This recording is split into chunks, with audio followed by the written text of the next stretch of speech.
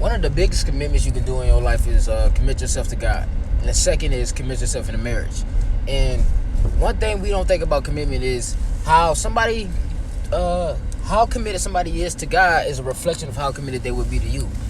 If God was to tell them to stop in their tracks and turn around because what they're doing is wrong, would they be willing to do that? Because in your marriage, that same issue can pop up.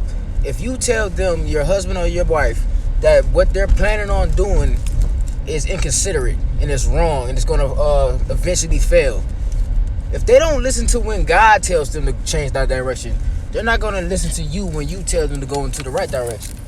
A lot of times we make commitments based on temporary emotions. We make commitments because of the way somebody makes me feel. And a lot of times when it comes to having a good leadership, they don't always do things to please the way you feel. It's not always going to seem like that. See, when we ignorantly give our life to something without adding in the possibility of changing into the equation, we end up falling into a bunch of frustration because we feel like things aren't going our way. We feel like we're dealing with something or someone we never knew before. And the whole time, we just never thought about what happens if we outgrow something. What happens if you was dating a person and y'all drunk together all the time, but one day you just decided to quit alcohol? Could that person quit with you? Or would that person just end up being a later on liability? I know we can't see in the future, but that's why I talk about how committed somebody is to God will reflect how committed somebody is to you. Because God knows the future. God knows what's going to happen. God knows what's best for you, who's best for you, and He knows how you're going to react to certain situations. See, I'm not saying all this to say that you need to go out and find a perfect person. I'm not saying that. But I am saying you need to make sure that person is willing once they realize what they're doing is wrong.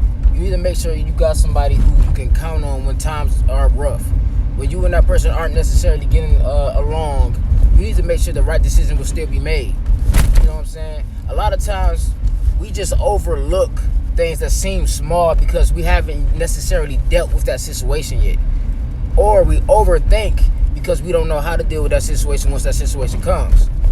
And that's why I believe we need to talk about what commitment is more often. Because we just look at it as a fairy tale, everything's going to go my way, happily ever after type of thing, when really there's way more details to it.